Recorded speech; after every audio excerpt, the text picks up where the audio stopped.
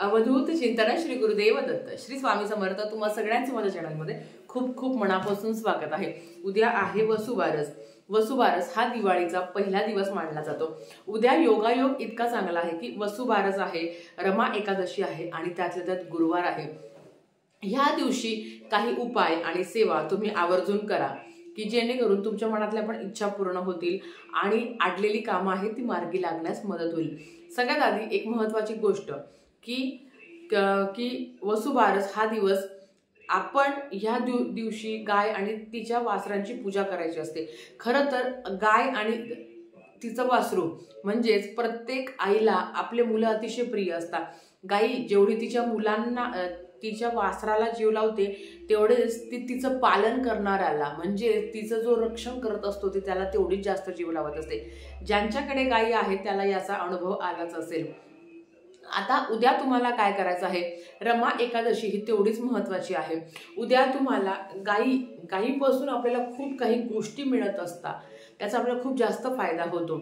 गाईचं दूध हे आहे ना, म्हणजे तुम्हाला सांगते उद्याच्या दिवशी जर तुम्ही गाईचं दूध एखाद्या गोरगरिबाला किंवा अनाथांना जर तुम्ही दान केलं यथाशक्तीनुसार तर तुम्हाला क्षीरसागरा एवढं चांगलं कर्म मिळेल, त्याचं तुम्हाला फळ मिळेल। म्हणजे समुद्रा एवढं फळ तुम्हाला मिळणार आहे, एवढं अनंत फळ तुम्हाला मिळणार आहे।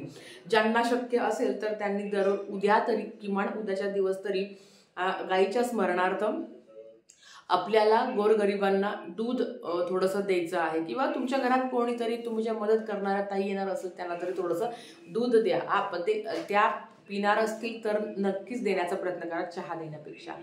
आता उद्या तुम्हाला काय करायचं आहे, आपण घरातही वसुबारसाची पूजा करणार आहोत। ती कशी करायची त्याची व्हिडिओची लिंक मी डिस्क्रिप्शन बॉक्समध्ये देते, आवर्जून जाऊन चेकआउट करा। पण अजूनही जवळपास गोठा असेल तर गोठ्यात जाऊनच तुम्हाला गायीची पूजा करायची असते। गेल्यावर गायीच्या आधी उजव्या पायावर पाणी टाकायचं असतं, छान पद्धतीने गायीची पूजा करायची असते। आणि येताना तुम्हाला काय आणायचं आहे, जेव्हा तुम्ही उद्या वसुबारसची पूजा करायला जाणार तेव्हा येताना तुम्हाला एक वस्तू आणायची आहे, ती म्हणजे गायीच्या पायाखालची माती। हो, तुम्ही जिथे गोठ्यात जाणार असेल किंवा तुमच्या घरातही गोठा असेल तर उद्याच्या दिवशी गायीच्या पायाखालची माती तुम्हाला आणायची आहे आणि घरात कुठेही तुम्ही ठेवू शकता, कुठे पण। मग तुम्ही एका बाटलीत ठेवा, पिशवीत ठेवा, डब्यात ठेवा, कुठेही ठेवा। असं म्हटलं जातं की गायीच्या पायाखालची माती जर तुम्ही तुमच्या घरात आणली तर घरात जी काही नकारात्मकता आहे, कलह आहे, क्लेश होता तो खूप जास्त प्रमाणात कमी होण्यास मदत होते। आपल्या सगळ्यांना माहिती आहे की गायीमध्ये 33 कोटी देव आहे आणि त्यांच्या पायाखालची जर माती तुम्ही आणली तर नक्कीच तुम्हाला याचा चांगला फायदा बघायला मिळेल। आता उद्या रमा एकादशी आहे। भगवान श्रीकृष्णांना गायी अतिशय प्रिय होत्या। जेव्हा ते बासरी वाजवायचे तेव्हा कितीतरी गाया त्यांच्या भोवती जमा व्हायच्या। उद्याच्या दिवशी खरं तर दर एकादशीला आपण करत असतो, पण ज्यांना नाही जमत त्यांनी उद्या तरी बाळकृष्णाच्या मूर्तीवर पंचामृताने अभिषेक करण्याचा प्रयत्न करा। पंचामृताने अभिषेक करायचा आहे बाळकृष्णाच्या मूर्तीवर, अर्थात तुम्हाला पुरुष सूक्तम म्हणायचं आहे।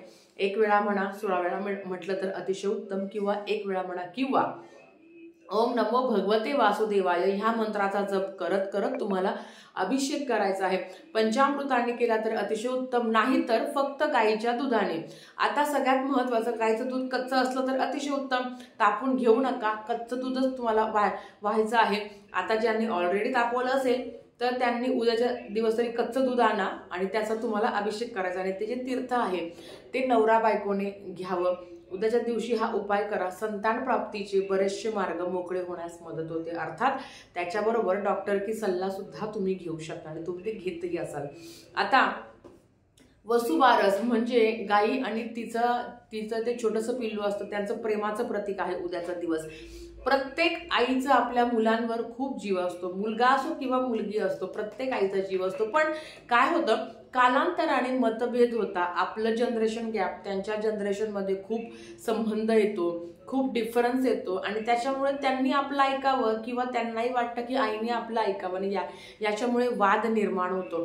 जर तुमच्या बाबतीतही असं होत असेल तर तुम्हाला काय करायचं आहे, उद्याच्या दिवशी भले तुमच्या देवघरात गाय वासराची मूर्ती असो वा नसो, उद्याच्या दिवशी गाय वासराची मूर्ती तुम्हाला आणायची आहे। देवघरात असली तरी पण तुमच्या नजरेसमोर राहील अशी मूर्ती तुम्हाला आणायची आहे. ज्यांच्याकडे ऑलरेडी आहे त्यांनी ही नवीन आणा आणि तुमच्या डोळ्यासमोर, मग तुम्ही बेडरूममध्ये ठेवा चालतं, बेडरूममध्ये ठेवलं तरी चालतं, किंवा मुलांच्या रूममध्ये ठेवा, हॉलमध्ये ठेवा, किचनमध्ये ठेवा, की जेणेकरून वारंवार त्याच्याकडे तुम्हाला बघितल्या जाईल. आणि कधी कधी असं होतं की मुलांबद्दल खूप राग आपला निर्माण होतो, खूप द्वेष निर्माण होतो, त्यांचं ना आपलं अजिबात पटत नाही. बऱ्याच कमेंट्स येतात की ताई माझ्या मुलाचं माझ्या मुलीचं माझ्याशी पटत नाही. जर असं असेल तर नक्कीच तुम्ही गाय वासराची मूर्ती देवघरात पण ठेवा आणि तुम्ही जिथे वारंवार तुमचा संपर्क होतो मग टीव्हीच्या ठिकाणी ठेवा, की जेणेकरून तुम्ही वारंवार त्याच्याकडे बघाल, किंवा तुम्ही फ्रीजवर ठेवा, जिथे तुम्ही कम्फर्टेबल, जिथे तुमचा जास्त वावर होतो त्या ठिकाणी तुम्हाला हे ठेवायचं आहे. आता सगळ्यात महत्त्वाचं, उद्या गुरुवार असल्यामुळे आपण सगळेजण गुरुवारी केळीच्या झाडाची पूजा करत असतो, कारण केळीच्या झाडामध्ये भगवान विष्णूंचा वास असतो आणि त्यातल्या त्यात उद्या एकादशी असल्यावर त्या केळीच्या झाडाला अनन्यसाधारण अनन्यसाधारण महत्त्व आहे. तुम्हाला काय करायचं आहे, उद्या तुम्हाला गायचं दूध घ्यायचं आहे, कच्चच असावं. तुम्ही झाडाला दूध टाकणार आहे तर अर्थात ते कच्चच असावं. त्या दुधामध्ये थोडीशी हळद टाकायची, चिमूटभर हळद तुम्हाला त्या दुधामध्ये टाकायचे आहे. आणि ते केळीचं झाड, आता ताई आमच्याकडे केळीचं झाड नाही तर औदुंबराचं झाड तुम्हाला कुठेतरी सापडेलच. औदुंबराच्या झाडाला तुम्हाला म्हणजे केळीचं झाड असो किंवा औदुंबराचं झाड असो, ते थोडंसं 2-3 चमचा ते दूध टाकायचं आहे. त्या दुधामध्ये थोडीशी हळद टाका आणि ओम नमो भगवते वासुदेवाय ह्या मंत्राचा तुम्हाला जप करायचा आहे.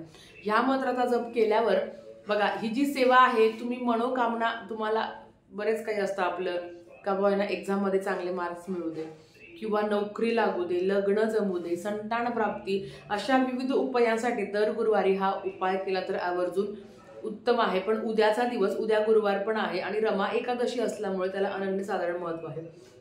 असं तुम्हाला हा उद्या उपाय आवर्जून करायचा आहे.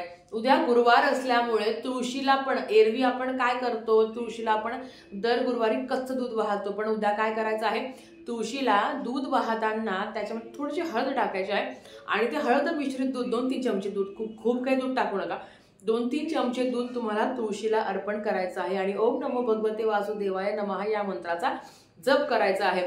उद्या तुम्ही भगवान विष्णूची मूर्ती, फोटो असेल अतिशय उत्तम, बाळकृष्णाची मूर्ती, फोटो असेल आणि मूर्ती प्रत्येक घरात असतेच, तर तुम्हाला उद्या ताई तुम्ही नवीन मूर्ती पण उद्या बाळकृष्णाची आणू शकता. उद्या तुम्हाला काय करायचं आहे, बाळकृष्णांना तुम्हाला जर तुम्ही त्यांना कपडे घालत असाल तर उद्या तुम्हाला बाळकृष्णांना वस्त्र परिधान करायचे आहे पिवळ्या कलरचे.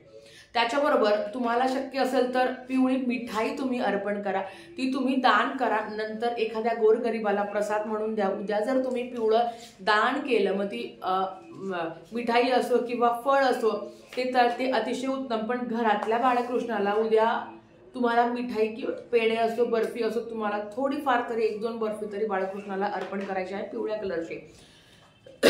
ज्यांच्याकडे बाळकृष्णाचा फोटो नाही त्यांनी भगवान विष्णूंना अर्पण केली तरी चालते.